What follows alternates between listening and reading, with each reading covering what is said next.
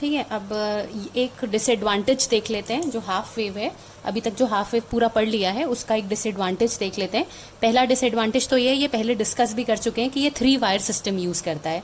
ठीक है, एक प्लस माइनस वीएस कोई भी DC generator VS voltage generate करता है। ये वीएस वोल्टेज 2 बैलेंस्ड पार्ट में डिवाइड होता है, वीएस/2। ठीक है, और बीच से ये न्यूट्रल कर दिया जाता है। तो एक ये वायर, एक ये और एक ये, तो ये 3 वायर डीसी सप्लाई है। ठीक है, तो एक्स्ट्रा वायर यूज़ होते हैं। एक इसका ये डिसएडवांटेज है। दूसरा डिसएडवांटेज है कि इसमें 2 स्विचेस जो यूज़ हो रहे हैं, मान लेते हैं कि जिस समय पे S1 कंडक्ट कर रहा होगा, है ना, S1 कंडक्ट कर रहा होगा, अलग अलग individual switches voltage, output voltage कितना दे पाते हैं। अगर स्विच S1 कंडक्ट करता है तो लोड के अक्रॉस आउटपुट हमें ये वाला प्लस Vs/2 मिलता है। ठीक है, इस तरीके से अगर कंडक्ट करेगा तो इसके across plus minus Vs/2 output voltage ही मिल पाता है, यानी लोड वोल्टेज की वैल्यू Vs/2 होती है। इसी तरीके से जब S2 वाला स्विच कंडक्ट करता है तो इस तरीके से करंट फ्लो करती है, तब भी इस लोड के अक्रॉस, जो भी लोड है यहाँ पे, उसके अक्रॉस Vs/2 वोल्टेज ही मिलता है। ठीक है, इससे क्या है कि एक इंडिविजुअल एक स्विच आउटपुट वोल्टेज तो Vs/2 ही दे पाता है, लेकिन उसके अक्रॉस स्ट्रेस कितना होता है। स्ट्रेस क्या होता है, जब भी कोई स्विच ओपन है तो उसके अक्रॉस कितना वोल्टेज उसे झेलना पड़ रहा है, कितना रिवर्स वोल्टेज उसे झेलना पड़ रहा है, या ओपन स्विच के अक्रॉस उसके कितना वोल्टेज आ रहा है। ठीक है, तो देखिए जब S1 वाला स्विच ऑन है ना, ये स्विच जब कंडक्ट कर रहा होगा तो ये वाला प्लस Vs यहाँ से आ रहा होगा इसमें, क्योंकि ये शॉर्ट सर्किट की तरह काम करेगा। तो प्लस ऑफ Vs टर्मिनल आएगा यहाँ और माइनस ऑफ Vs टर्मिनल आएगा यहाँ, यानी S2 के अक्रॉस, S2 के पॉजिटिव नेगेटिव टर्मिनल के अक्रॉस पूरा Vs वोल्टेज मिलेगा।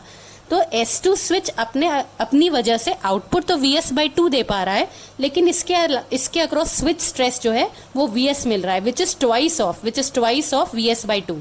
ठीक है, तो इसको ट्वाइस स्विच स्ट्रेस झेलना पड़ता है। एक ये भी इसका डिसएडवांटेज है। ठीक है, तो इन्हीं सब डिसएडवांटेज की वजह से हम लोग single phase full wave VSI करेंगे। सिंगल फेज फुल VSI में क्या है कि जो भी single phase half wave VSI में जितने भी स्विच लगते हैं, हाफ वेव के अंदर अगर स्विच 2 लगते हैं तो यहाँ स्विच 4 लगते हैं। हाफ वेव के अंदर अगर डायोड 2 लगते हैं तो यहाँ डायोड 4 लगते हैं, ठीक उसके डबल। ठीक है, तो देखिए 4 स्विच लगे हैं, S1 S2 इतना ही पार्ट होता है हाफ वेव के अंदर, बस बीच में यहाँ लोड लग जाता है, बाकी इतना ही पार्ट होता है। यहाँ 1 2 3 4 स्विच हैं, 4 डायोड हैं। अब देखिए कैसे वर्किंग हो रही है इसमें। जब पहली हाफ साइकिल में या पहले उसमें जब हम S1 और S4 स्विच को ऑन करते हैं, ठीक है, इसके पीछे इसके ऊपर यहाँ गेट पल्स होगी, जिसमें इस ड्यूरेशन के अंदर हम S1 और S4 को ट्रिगर कर रहे हैं, ऑन कर रहे हैं, यानी इसकी गेट पल्सेज है। IG जो है वो IG4 है, IG1 और IG4। ठीक है, IG1 IG4 दे रहे हैं। तो क्या हो रहा होगा, S1 और S4 वाला स्विच ऑन होगा तो कंडक्शन कैसे होगा, पॉजिटिव से चलेगा, S1 शॉर्ट होगा। ठीक है, इस वोल्टेज के ये जो भी लोड लगा हुआ है उसके अक्रॉस होके S4 से होते नेगेटिव में जाएगा। ठीक है, यहाँ कोई भी लोड हो सकता है। हम अभी इंडक्टिव लोड, क्योंकि आर लोड बहुत सिंपल होता है, जैसे हाफ वेव में था बिल्कुल वैसे ही फुल वेव में वेव फॉर्म आएगी। ठीक है, तो हम इंडक्टिव लोड मान के चलते हैं।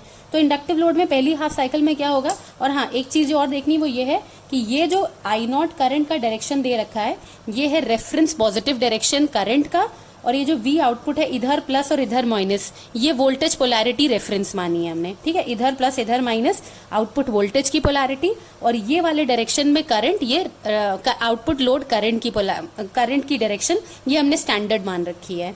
ठीक है, तो S1 S4 जब स्विच काम कर रहा होगा तो करंट इस तरीके से फ्लो कर रही है। ठीक है, तो जो भी रेफरेंस डायरेक्शन हमने मानी है करंट की, उसी डायरेक्शन में करंट भी फ्लो कर रही है और उसी पोलैरिटी का हमें आउटपुट वोल्टेज भी मिल रहा है। ठीक है, अगर इंडक्टिव लोड लगाए तो जैसे आप लोग को पता है हमेशा ही इंडक्टिव लोड के अंदर जैसे हमेशा होता है कि इंडक्टर के अक्रॉस इस हाफ साइकिल के अंदर इधर पॉजिटिव और इधर नेगेटिव से एनर्जी स्टोर हो गई। ठीक है, तो देखिए जब S1 S4 स्विच काम कर रहा है, ये वाला ड्यूरेशन है, जब S1 S4 स्विच काम कर रहा है तो इंडक्टर के अक्रॉस करंट इंक्रीज हो रही है। ठीक है, क्योंकि ये एनर्जाइज हो रहा है। फिर क्या होगा, S1 S4 वाला स्विच इस वाले पॉइंट पे हमने बंद कर दिया। अब इंडक्टर को अपने अक्रॉस जो भी स्टोर्ड एनर्जी उसको रिलीज होने के लिए जगह चाहिए। ठीक है, तो इंडक्टर अपनी पोलैरिटी रिवर्स कर देगा, इधर पॉजिटिव और इधर नेगेटिव। अब देखिए ये वाला पॉजिटिव जो है वो D3 को फॉरवर्ड बायस कर रहा है, और ये वाला नेगेटिव जो है वो D2 को फॉरवर्ड बायस कर रहा है। ठीक है, तो यानी D2 और D3 फॉरवर्ड बायस हो जाएंगे। ठीक है, तो अब करंट कैसे फ्लो करेगी, इधर पॉजिटिव से निकलेगी D3 के थ्रू होते हुए इसके Vs के थ्रू होते हुए D2 से होते हुए वापस अंदर। यानी पहले जब S1 S4 स्विच काम कर रहा था तो पावर सोर्स से चल रही थी और लोड की तरफ जा रही थी, ठीक है, सोर्स से लोड की तरफ पावर जा रही थी। लेकिन जब D2 D3 वाले डायोड्स काम कर रहे हैं तो पावर इस पॉजिटिव टर्मिनल ऑफ लोड से चल रही है। ये वैसे L इंडक्टिव लोड दिखाया है, लोड से चल रही है, इस पॉजिटिव से डायोड के थ्रू होते हुए सोर्स की तरफ जा रही है, ठीक है। तो इससे क्या चीज कंक्लूड होकर पता चल रही है कि जब S1 और S4 काम कर रहे हैं, यानी जब भी स्विचेस काम कर रहे हैं तो पावर जो है, पावर सोर्स से लोड की तरफ जा रही है। लेकिन जब भी डायोड काम कर रहे हैं, D3 D4 डायोड कोई भी काम कर रहा है तो पावर लोड से सोर्स की तरफ जा रही है, ठीक है। ये डेटा इसलिए देखना जरूरी है क्योंकि इसी से हम अभी सोर्स करंट निकालेंगे, ठीक है। तो देखिए बस S1 S4 की हेल्प से इंडक्टर एनर्जाइज हुआ और D3 D4 की हेल्प से इंडक्टर डी एनर्जाइज हुआ। फिर नेक्स्ट हाफ साइकिल के अंदर या नेक्स्ट हाफ के अंदर हमने बाकी दोनों बचे हुए स्विच ऑन किए। एक बार S2 S3 ऑन किया तो क्या होगा, Vs वाले सोर्स से S3 से होते हुए जो भी रेफरेंस डायरेक्शन था, ठीक है, रेफरेंस डायरेक्शन करंट का क्या दिया था, ये डायरेक्शन रेफरेंस है ना, ये I0 करंट रेफरेंस है। लेकिन जब S3 S2 वाला स्विच काम कर रहा है तो इस रेफरेंस के उल्टे डायरेक्शन में करंट फ्लो कर रही है। कैसे, इधर पॉजिटिव से निकला, S3 से होते हुए इस डायरेक्शन में करंट होते हुए इधर जाएगी, यानी इस डायरेक्शन में आ रही है। तो देखिए S2 S3 के अक्रॉस जो करंट है वो रेफरेंस के नेगेटिव में, इसलिए नेगेटिव करंट यहाँ बनाई गई है, ठीक है। और वही होगा सेम कि इंडक्टर ये पॉजिटिव ये नेगेटिव वाली पोलैरिटी से चार्ज होगा, ठीक है। ऐसे अगर करंट फ्लो कर रही है तो करंट पॉजिटिव से नेगेटिव फ्लो करती है, तो ये पॉजिटिव ये नेगेटिव था।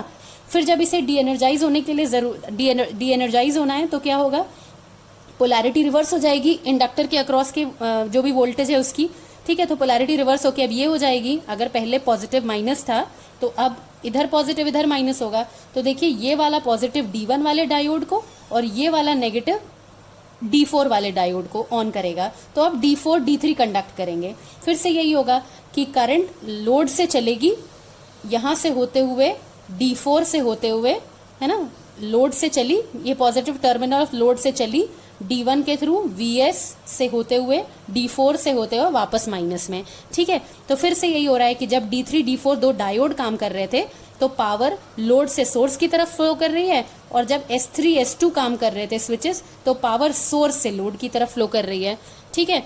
तो देखिए ये वाली चीज़ आपको समझ में आ गई है कि पहले S1 S3 एनर्जाइज हुआ, फिर D4 D3 डी एनर्जाइज हुआ। नेगेटिव इसलिए दिखाया है क्योंकि रेफरेंस के ऑपोजिट डायरेक्शन में है, तो यहाँ S2 S3 हुआ। और इसी तरीके से जो ये वाला ड्यूरेशन होगा, इस ड्यूरेशन में D1 और D4 वाले डायोड्स काम करेंगे, ठीक है। इधर D3 D4 कर रहे हैं, सॉरी D3 D4 और इधर D1 और D2 डायोड्स काम करेंगे, ठीक है।